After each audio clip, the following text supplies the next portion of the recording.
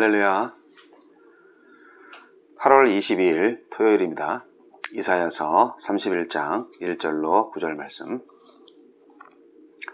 도움을 구하러 애굽으로 내려가는 자들은 화 있을진저 그들은 말을 의지하며 병거의 많음과 마병의 심히 강함을 의지하고 이스라엘의 거룩하신 이를 앙모하지 아니하며 여호와를 구하지 아니하나니 여호와께서도 지혜로우신즉 재앙을 내리실 것이라. 그의 말씀들을 변하게 하지 아니하시고 일어나사 악행하는 자들의 집을 치시며 행악을 돕는 자들을 치시리니 애굽은 사람이요 신이 아니며 그들의 말들은 육체요 영이 아니라. 여호와께서 그의 손을 펴시면 돕는 자도 넘어지며 도움을 받는 자도 엎드러져서 다 함께 멸망하리라.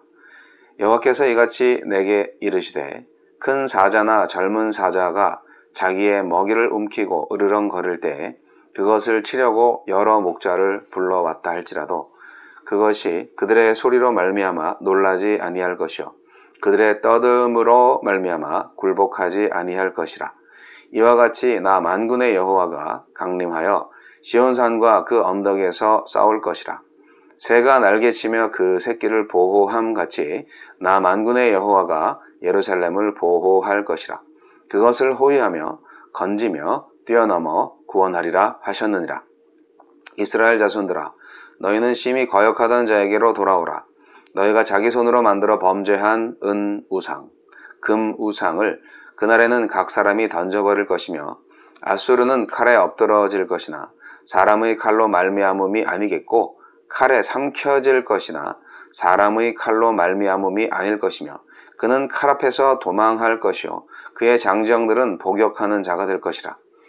그의 반석은 두려움으로 말미암아 물러가겠고 그의 고관들은 기치로 말미암아 놀라리라. 이는 여호와의 말씀이라. 여호와의 불은 시온에 있고 여호와의 풀무는 예루살렘에 있느니라.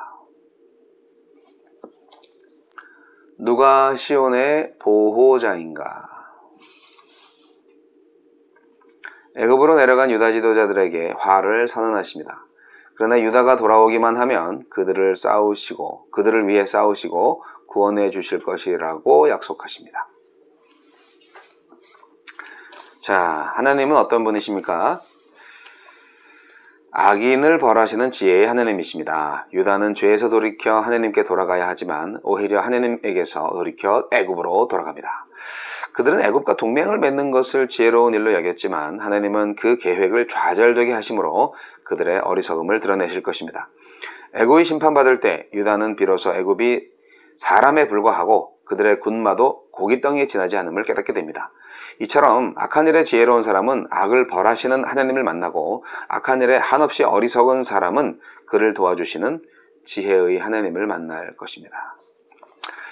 하나님은 어떤 분이십니까? 자기 백성을 원수의 손에서 구원하십니다. 유다를 포위한 아수르의 군대는 사람의 칼이 아니라 하나님의 칼에 망합니다. 하나님이 친히 전사가 되어 시온의 언덕으로부터 아수르를 공격하실 것입니다. 하나님이 유다와 함께 하시면 어떤 강대국도 그들을 헤아릴 수 없습니다. 어떤 강대국도 그들을 해할 수 없습니다. 혹시 여러 방법을 모색했지만 해결할 수 없는 어려움이 있습니까? 때때로 하나님은 우리가 감당할 수 없는 문제를 놀라운 방법으로 해결해 주시기도 합니다. 우리에게 은혜 베풀어 주시길 기대하면서 잠잠히 주의 도움을 기다려 보십시오. 우리에게 주는 교훈은 무엇입니까? 나에게 주시는 교훈은 무엇입니까? 병거와 마병을 수장시킨 하나님을 찬양하던 백성이 다시 병거와 마병을 구하러 애굽으로 내려가는 것은 하나님의 존재를 업신여기는 것입니다. 그들은 병거와 마병을 많이 두지 말고 그것을 얻으려고 애굽으로 돌아가지 말라는 하나님의 경고를 멸시했습니다. 하나님이 유다의 산성과 피난처이심을 믿지 못한 까닭입니다. 우리도 그리스도의 보배로운 피로 자유를 얻었음에도 또다시 우리를 억압하는 세상 권력을 의지하여서 죄의 노예로 살고 있지 않는가 살펴보아야 하겠습니다. 나에게 주시는 교훈은 무엇입니까? 회개는 삶의 변화를 동반합니다. 하나님께로 돌아가라면 그들이 절하던 우상부터 버려야 합니다. 하느님과 우상을 동시에 섬길 수 없기에 마음속 우상을 버리지 않는다면 회개의 기도와 진정으로 드린 예배가 무익할 것입니다. 예배가 주님 앞에 가증한 행위가 되지 않도록 일상의 우상 숭배부터 그칩시다. 늘 함께 하시는 주님보다 헛된 우상과 무익한 재물을 의지하지 않게 하소서. 우리의 기도가 되어야 할 것입니다. 네, 여기까지가 매일 성경에 나와 있는 본문과 해설을 읽었고요. 덧붙여서 오늘 말씀을 통해서 저는 여호와 하나님의 구원의 날이라는 제목으로 메시지를 첨부하고자 합니다. 여러분, 이스라엘의 근본적인 죄가 무엇인지 아시겠어요? 이스라엘을 지금 괴롭히는 자들이 누구예요? 아수르죠. 아수르는 이스라엘을 먹으려고 시시각각 호시탐탐 접근하고 있습니다. 그래서 이스라엘은 이제 어떻게 해야 되냐, 우리 애굽을 의지합니다. 왜냐하면 애굽에 마병이 많았어요. 이스라엘에는 마병이 없었거든요. 예. 그러니까 애굽의 마병을 의지하고 싶은 마음이 있었기 때문에 어떻게 됐냐? 결과적으로 하나님을 의지하지 않게 되었어요. 여러분, 세상의 힘과 하나님의 힘을 동시에 의지하는 것은 불가능합니다. 둘 다 가지고자 하는 마음이 우리 마음속에 분명히 있습니다. 그런데 하나님은 속일 수 없어요. 세상의 힘과 하나님을 동시에 의지하는 것은 불가능하다. 네. 예레미야 17장 5절에 이런 말씀이 있어요. 무릇 사람이 믿으며 혈육으로 그 권력을 삼고 마음이 여호와에게서 떠난 그 사람은 저주를 받을 것이라. 그러니까 이게 세상을 의지하는 것과 저주를 받는 것을 동일시하고 있어요. 예레미야 선지자의 지적입니다. 근데 이 내용은요, 신약에도 나와요. 야고보 사도는 야고보 4장 4절에 세상과 벗됨이 하나님과 원수됨을 알지 못하느뇨? 그렇게 말씀하고 있습니다. 세상과 벗됨은 하나님과 원수된다. 그거를 우리 성도님들 정말 깊이 간직하셔야 되겠습니다. 왜 그럴 수 있었을까요? 어떻게 하나님을 의지하지 않고 세상 권력을 의지할까요? 그것은 하나님에 대한 믿음이 없어서 그래요. 하나님에 대한 오해가 있어요. 하나님을 잘 알지 못하는 게 바로 이스라엘의 죄예요. 우리들도 그런 죄를 범할 때가 많은데요. 이스라엘은 마치 애굽을 신처럼 의지하고 하나님을 무기력한 존재로 취급하면서 많은 오류를 낳게 되었습니다. 그래서 오늘 말씀에서 선지자 이사야는 애굽은 신이 아니고 사람이다. 말들은 영이 아니라 육이다. 그렇게 표현하고 있는 것입니다. 결국 이스라엘은 그 나약한 육체를 신뢰함으로 참된 구원으로 가는데 실패하게 된 것입니다. 이사야 선지자는 하나님께서 예루살렘을 보호하실 것이다. 구원하실 것이다. 그렇게 말씀하고 있는데 예루살렘이 안전할 수 있는 근본적인 이유는 여러 가지 인간적인 차원, 백성들이 노력을 해서 그런 게 아니고요. 근본적으로 하나님께서 보호하시기 때문이다 라는 말씀을 하십니다. 특별히 하나님께서 이스라엘을 보호하시기 위해서 사자가 식물을 지키는 모습 4절에 나오죠. 그리고 5절에는 새가 새끼를 보호하는 모습, 이 모습으로 하나님의 예루살렘을 보호하는 광경을 비유하고 있습니다. 좀 생소한 비유이긴 한데요. 자, 생각해 보세요.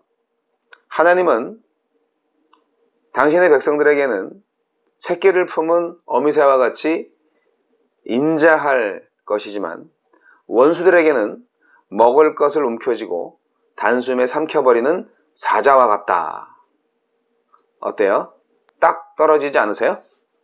네, 이것은 역사적으로 격동기에 처해 있는 이스라엘에게 아주 적절하게 하나님의 변함없는 사랑과 관심을 확인시켜주고 있는 비유적 말씀입니다. 하나님은 이사야를 통하여서 이스라엘의 회개를 촉구하고 있습니다. 그런데 그 구원을 받을 수 있는 회개는 참된 회개여야 하죠. 네, 정말 하나님이 유일한 분이시다. 모든 것을 다 포기하고 내려놓고 하나님이 우리의 참 구원자시다. 그렇게 선포할 수 있어야 되는데요. 이 회개는 그동안 백성들이 섬기었던 우상들을 완전히 버리고 돌아서는 결단으로 연결되어야 합니다. 우상 숭배에 대한 단절이 없이 어떻게 하나님의 백성으로 살 수가 있어요? 오늘날 저와 여러분의 우상이 뭐가 될 수 있을까요? 젊은 친구들의 아이돌, 우상만 우상이 아니고요. 재물과 권력과 명예와 쾌락, 이 모든 것들 다 우리의 우상이에요. 그것을 내려놓아야 합니다.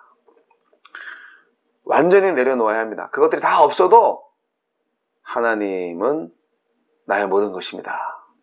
오직 하나님만 믿고 섬기겠습니다. 사나 죽으나 저는 주님의 것입니다. 그런 회개와 고백이 있을 때 어떻게 되냐? 하나님은 우리를 구원하십니다. 그리고 우리만 구원하는 게 아니라 주변의 환경을 다 변화시킵니다. 회개는요, 단순히 개인적인 삶의 변화, 개인적인 어떤 그런 변화뿐만이 아니고요. 이스라엘의 만약에 그 회개를 하면 어떻게 되냐? 이스라엘을 괴롭히는 아수르가 멸망한다. 그렇게 말씀하고 있어요.